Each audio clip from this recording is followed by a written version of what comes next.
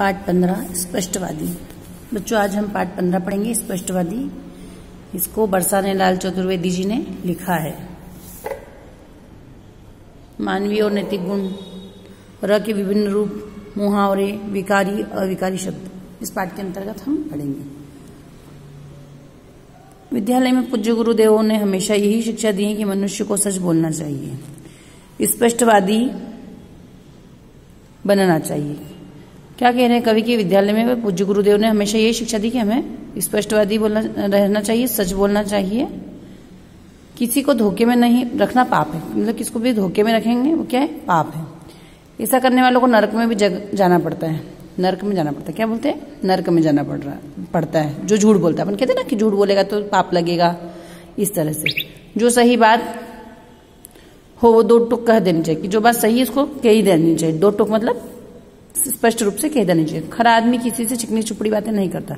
जो व्यक्ति खरा होता है, सही सही बात कहने वाला, तो कभी भी किसी से चिकनी चुपड़ी बातें नहीं करता है। आप ही बताइए जानबूझकर कौन नरक में जाना पसंद करेगा?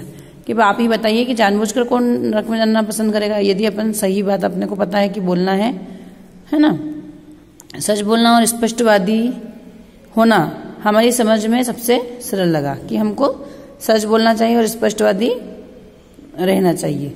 सच्चाई और स्पष्टवादिता में न धन खर्च होता है, न शारीरिक कष्ट। नहीं क्या होता है? धन भी खर्च नहीं होता और शारीरिक कष्ट जो है वो भी नहीं होता। जो सही बोलना है उसमें किस प्रकार का खर्च, ऐसा। अतः हमें बचपन से ही स्पष्टवादी बनने की गांठ बांध ली कि हमें क्या करना चाहिए? बचपन से ही स्पष्टवादी बनना है, ऐसा। हमारे प्रिय मित्र मिस्टर रौनकलाल को भाषण देने का मर्ज था। एक रौनकलाल नाम की व्यक्ति है, उनको क्या है? भाषण देने का मर्ज है, मतलब बहुत भूत सवार रहता है, उनको मजा आता है ना, ऐसा। किसी किसी को रहता है ना, किसी को गाने सुनने की, किसी को बातें करने का, है ना, ऐसे। किसी को पढ़ने का, किसी को खेलने का, ऐसे उनको भाषण देने का मर्ज है।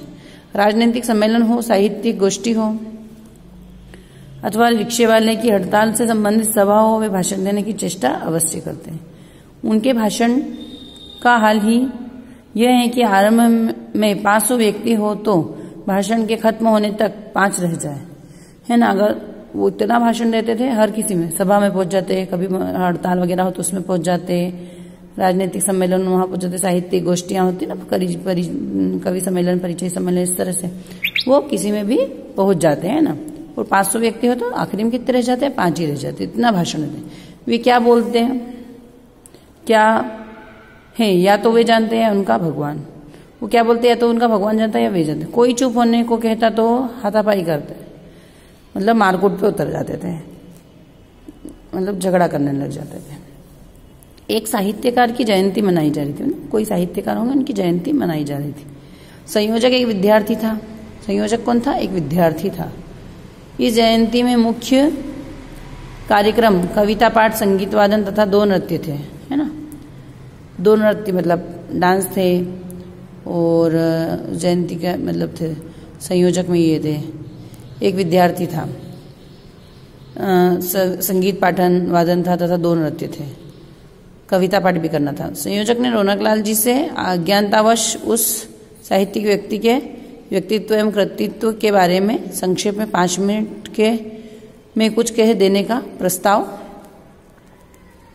रखा। अब किसी ने अज्ञानतावश क्या बोला है? अज्ञान मतलब किसी ने बेचारा ने गलती से, है ना, उनको 5 मिनट बोलने के लिए कह दिया उन साहित्यकार की जयंती में।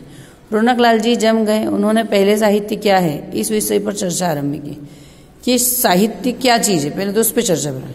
बाद में साहित्य का विकास, मतलब कब विकास हुआ उसका वो बताया। जब तक वे वीर गाथा काल पर आए, कवि एक गण एक एक कर जाने लग गए, है ना, मतलब कवि जो थे और दूसरे वो एक एक करके जाने लगे। संयोजक की हिम्मत नहीं पड़ रही थी कि रौनकलाल जी को रोके, मतलब जिसने उनका नाम अनाउंस किया, जो कार्य का जो संचालन कर रहा था, उसकी भी हिम्मत नहीं हुई कि उनको आकर वो रोके। रौनकलाल जब तक रीतिकाल पर आए, एक एक संगीतज्ञ जाने लगे।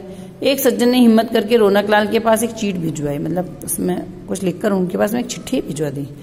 कृपया भाषण 5 मिनट में समाप्त कर दें, है ना। क्या लिखा था उसमें? कि भाषण 5 मिनट में समाप्त। रौनकलाल ने चीट पढ़कर उसे फाड़कर फेंक दिया। उन्होंने उसको चिट्ठी को पढ़ा और फाड़कर क्या कर दिया? फेंक दिया। वह तो चीट देने वाला समझदार था क्या था, समझदार था, है ना। उसमें क्या किया आप देखो, मतलब उनको भाषण देने का इतना शौक था कि वो इस चिट्ठी को भी उसने फाड़कर फेंक दिया। जो चीट देने के बाद मंच से 9-2-11 हो गया, वरना उस पर वहीं हाथ पड़ जाते हैं ना। जिसने चिट्ठी दी वो वहां से भाग गया। 9-2-11 होना मतलब भाग जाना। भाषण के उपरांत रौनकलाल मुझसे बोले, कहो भाई मेरा भाषण कैसा रहा, है ना। वो उन्होंने पूछा कि बताओ मेरा भाषण कैसा रहा। सच्चाई और स्पष्टवादिता के चक्कर में मैंने कहा, आप निहायत बदतमीज आदमी हैं। मतलब उनको तो सही बोलना था, उन्होंने क्या कह दिया, आप निहायत बदतमीज आदमी हैं। सारे उत्सव का सत्यानाश कर दिया। आपको समय का ज्ञान होना चाहिए। दूसरे आपसे जिन विषय पर बोलने को कहा गया था उस पर बिल्कुल नहीं बोले। फिर क्या था, मेरी उनसे गुत्थम गुत्था हो गई, मतलब झगड़ा हो गया। धन्यवाद है उस व्यक्ति का जिसने मुझे उनसे अलग किया। हम दोनों के कपड़े फट गए थे, मतलब हाथापाई हो गई इन दोनों में और झगड़ा हो गया, है ना। रौनकलाल का चश्मा भी टूट गया। इस चक्कर में मेरा कीमती पेन जाने कौन ले गया। मैंने उसकी कोई परवाह नहीं की। मैं उन दिनों लाला किशोरी लाल की फर्म में नौकरी करता था। क्या करता था, नौकरी करता था। लाला जी को यह खपत सवार थी कि वे बहुत बड़े संगीतज्ञ हैं। क्या खपत सवार थी, वे बहुत बड़े संगीतज्ञ हैं। उनकी आवाज कोयल जैसी है। मुझे प्रायः अपने घर बुला ले जाया करते और अपना राग अलापने लगते थे। इधर स्पष्टवादिता का सिद्धांत था और उधर नौकरी छूटने का भी डर था। लाला जी थे जो बहुत बेकार गाते थे, बेसुरा, लेकिन क्या करते हैं, स्पष्टवादी थे। उधर नौकरी छूटने का भी उनको क्या था, डर था। कुछ दिन तो मौन रहने से कार्य चलता रहा। मैंने अन्य साथी जो उस फर्म में काम करते थे, सेठ जी की आवाज की तुलना लता मंगेशकर और मोहम्मद रफी जिस करते थे। क्या बोलते कि आप बहुत अच्छा गाते हो, मोहम्मद रफी और लता मंगेशकर जैसे झूठ बोल देते थे उनसे। और संयोग की बात, एक दिन मैं भी उनकी महफिल को रोशन कर रहा था। लाला जी गाना गाकर बोले, भाई चतुर्वेदी तुम बहुत चुप रहते हो, कभी बताया नहीं मेरा गाना कैसे लगा। मैं फिर भी चुप रहा। लाला जी फिगड़ कर बोले, तुम अपने आप को समझते क्या हो, मतलब अब लाला जी की तारीफ नहीं हो रही तो वो बिगड़ गए, मतलब बुरा मान गए और फिर से चिल्ला कर बोले कि तुम अपने आप को क्या समझते हो, बोलते से मुंह दुखता है क्या। मुझसे रहा ना गए। मैंने कहा, लाला जी आप मेरे बॉस मालिक ना होकर कभी पड़ोसी होते तो आपका मोहल्ले में रहना दुभर कर देता। मतलब अगर आप तो मेरे अभी बॉस हो, मतलब मालिक हो, है ना, वो उनकी दुकान पर काम करते थे। अगर आप मेरे पड़ोसी होते तो मैं आपका मोहल्ले में रहना क्या करते थे, दुभर कर देता। आपका गाना मुझे बिल्कुल पसंद नहीं आया। आप अपने इस समय को व्यापार बढ़ाने में लगाएं तो बेहतर होगा। मतलब अपना व्यापार बढ़ाने के लिए लगाओ तो ज्यादा। स्पष्टवादिता के लिए क्षमा प्रार्थी हूँ। यह कहना बेकार है कि लाला जी इस पर इतना बिगड़ेंगे कि मुझे तुरंत घर से बाहर जाने का आदेश दे दिया। उन्होंने कहा, क्या बोला कि आप यहाँ से बाहर निकल जाइए। अनेक बार कस्में खाई कि स्पष्टवादिता से पीछा छूट जाए, किंतु मेरी यह आदत छूटने का नाम नहीं ले रही थी, है ना। अब वो जो भी बोलते वो स्पष्ट रूप से बोल देते थे। क्या कह रहे कि मैंने बहुत बार कस्में खाई कि मैं स्पष्टवादी नहीं रहूं, किसी को भी मतलब झूठ भी बोल दूं, लेकिन ऐसा नहीं हो पा रहा था। एक दिन एक मित्र नाटक दिखाने ले गए, स्वयं ही उसके लेखक और निर्देशक। मेरे मित्र ने ऐसी चमकीली पोशाक के अभिनेताओं को पहना है कि आंखें चांदी आ गई, मतलब आंखों में उसकी चमक पड़ने लगी। इसे अंदर से वे संवाद धारा प्रवाह बोल रहे थे, मानो नाटक समानांतर चल रहा हो, है ना। मतलब धारा प्रवाह, नाटक लग नहीं रहा था। नाटक में क्या सबके डायलॉग्स अलग अलग होते हैं ना बोलने की, तो वो एक ही जैसा चलते रहे। जब प्रकाश होना चाहिए तब अंधकार रहता, जब अंधकार की आवश्यकता होती तो प्रकाश होता। अभिनेता रो रहे थे, जनता हंस रही थी। मतलब इस तरह का नाटक होगा तो क्या होगा, जनता हंसेगी सही, है ना। वो जो अभिनेता है उसके वो रोने लग गए। किसी तरह नाटक समाप्त हुआ। निर्देशक मित्र मेरे गले से लग गए और बोले, भैया 4 महीने से दिन रात एक कर दिया, तब कहीं जाकर पार उतरा हूं। यह नाटक हिंदी रंगमंच को एक नई दिशा प्रदान करेगा। मैं क्या उत्तर देता, मुस्कुरा दिया। मित्र इतने मेहरबान निकले कि फिर उन्होंने नहीं पूछा। इस तरह मेरी प्रतिज्ञा भी रह गई और उनका मन भी, है ना। क्या बोले कि मेरी भी प्रतिज्ञा रह गई और उनका भी मन रह गया, है ना। अब इतना बेकार सा नाटक था, बेचारे को कुछ बोले ही नहीं झूठ बोलने के चक्कर में।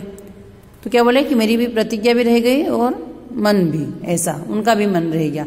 इतना हो क्या बोले कि मैंने रात दिन एक कर दिया है तो इसको हिंदी दिशा को नई, मतलब रंगमंच को नई दिशा मिलेगी। क्या नई दिशा मिलेगी? इतना बेकार तो नाटक किया उन्होंने, लेकिन फिर भी उन्होंने उसकी तारीफ में कुछ नहीं बोली, सिर्फ मुस्कुरा दिया।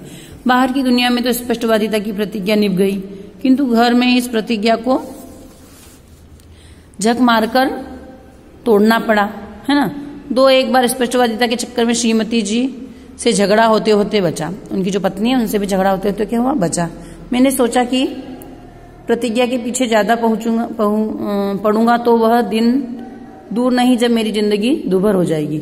जैसे सुबह का भूला शाम को घर वापस आ जाता, उसी प्रकार मैं भी घर में नहीं बाहर भी सत्यम बुर्यात प्रियम च बुर्यात, है ना। सत्य बोले और प्रिय बोले के सिद्धांत को मानकर स्पष्टवादिता के चक्कर को छोड़ कटुवादी बनने से बच गया। अब भगवान की दया से मैं सबका प्रिय हूं, जिंदगी चैन से गुजर रही है, सब कवि मित्र खुश हैं, श्रीमती जी खुश हैं और बॉस भी खुश है। अब मैं स्पष्टवादी का नाम भी नहीं लेता हूं। देखो, स्पष्टवादी अगर व्यक्ति रहता है तो बेचारे को कितने वांदे होते हैं, कितनी मुसीबतें झेलनी पड़ती है। सही कह दो तो भी सबको बुरा लग जाए, नहीं कहो तो लोग पीछे पड़ते कि बताइए हम क्या है क्या नहीं, इस तरह से, है ना। तो स्पष्टवादिता बनना भी क्या सरल नहीं है ना। उन्होंने क्या करा, उस दिन से उसको छोड़ दिया और चैन से जिंदगी बिताने लगी। अब शब्दार्थ सही जोड़ी रिक्त स्थान प्रश्नोत्तर हम आप PDF के माध्यम से आपको भेजेंगे। धन्यवाद।